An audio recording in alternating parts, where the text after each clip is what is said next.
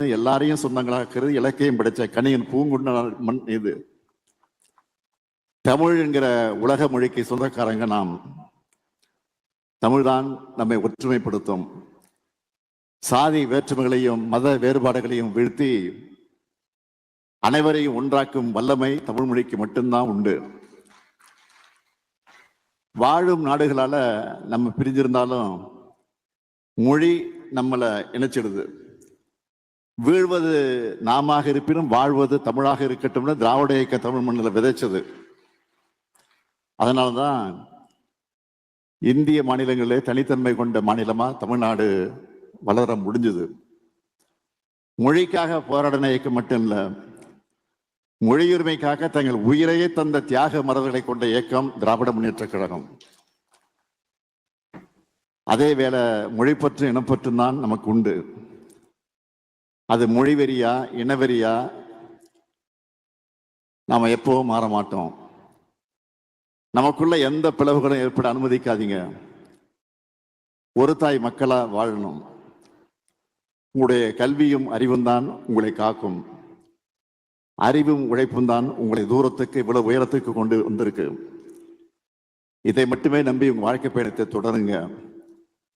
நம்ம இலக்கியத்தை வச்சு தமிழர்களின் பழம்பெருமையை நான் பேசினப்போ கற்பனைவாதிகள் சிலர் கிண்டல் பண்ணாங்க. இன்னும் சிலர் இனவாதிகள்னு நம்மளை பழிச்சாங்க. இலக்கியத்தில் இருப்பதெல்லாம் வரலாறாகாதுன்னு சொன்னாங்க. ஆனா தமிழ் நிலம் தமிழ்நாடு குறித்து நம்ம இதுவரை சொல்லி வந்ததெல்லாம் புனைகளோ அரசியலுக்காக சொன்னதோ இல்லைன்னு இப்ப நிரூபிச்சிட்டோமா இல்லையா? வரலாற்று ஆதாரங்களை தேடி எடுத்து ஆய்வுக்கு உட்படுத்தி உலக அறிஞர்களையே ஏத்துக்க வச்சோமா இல்லையா? நம்ம திராவிட மாநில அரசு இந்த வரலாற்று கடமையை செஞ்சு காட்டி இருக்கிறதா இல்லையா? கீழடி கண்டுபிடிப்புகள் மூலமா 4000 ஆண்டு பழமையான வரலாற்றுக்கு சொந்தக்காரர்கள் இன்னைக்கு உறுதியாயிருக்கு. கீழடியில நெல்மணிகள் பயிரிடப்பட்டதற்கான சான்றுகள் கிடைச்சிருக்கு.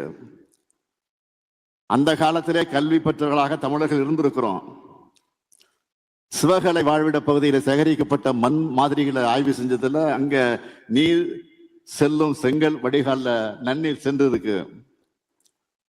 கிருஷ்ணகிரி மாவட்டம் மயிலாடுதுறை மாவட்டத்தில் கிடைச்ச பொருளின் மூலமா தமிழ்நாட்டில் இரும்பின் பயன்பாடு 4600 ஆண்டுகளுக்கு முன்னாடியே இருந்திருக்குன்னு கணக்கீடு செய்யப்பட்டிருக்கு. நம்ம கண்டுபிடிப்புகளை அழகாக காட்சிப்படுத்தி கீழடி அருங்காட்சியகம் மற்றும் பொருணை அருங்காட்சியகத்துல நான் தான் அண்மையில் திறந்து வச்சேன். நீங்க எல்லாரும் அங்க போய் கட்டாயம் பார்க்கணும், பார்வையிடணும். சிந்துவெளி எழுத்துக்கள்ல 100 ஆண்டுகளா புதைஞ்சிருக்கக்கூடிய புதிருக்கு விடை கண்டுபிடிச்சா 8.5 கோடி ரூபாய் பரிசுன்னு நானே அறிவிச்சிருக்கிறேன். அரசோட தொல்லியல் துறை சார்பில் சிந்துவெளி பண்பாடு கண்டுபிடிப்பு 100ஆண்டு நிறைவு பன்னாட்டு கருத்தரங்கத்தை நடத்தி இருக்கிறோம். சிந்துவெளி நாகரிகத்தை உலகுக்கு அறிவிச்ச சர்ஜான் மார்ஷல் அவர்களுக்கு சிலை அமைச்சிருக்கிறோம். ஆண்டுக்கு 5 கோடி ரூபாய் நிதி ஒதுக்கப்பட்டு நாட்டிலேயே அதிக அளவு தொல்லியல் அழகாக நடைபெற்ற ஒரு மாநிலமா தமிழ்நாடு இன்றைக்கு திகழ்ந்து கொண்டிருக்கிறது. தமிழ் பண்பாட்டிய தொன்மையை உலகையே செய்ய உழைக்கிற அறிஞர்களுக்கு ஆண்டுதோறும் விருதுகள் வழங்கப்படுதுன்னு அறிவிச்சிருக்கிறோம். இதனாலதான் இது ஒரு கட்சியின் அரசு அல்ல, இனத்தின் அரசுன்னு நான் தலை நிமிர்ந்து சொல்றேன். 2 நாட்களுக்கு முன்னால கூட குரல் வார விழா நிகழ்ச்சிகள் தமிழ்நாடு முழுக்க நடைபெற இருக்குன்னு நான் அறிவிச்சிருக்கிறேன். வள்ளுவரை கொண்டாடுறதுல நம்மளை அடிச்சுக்க யாரு இருக்காங்க?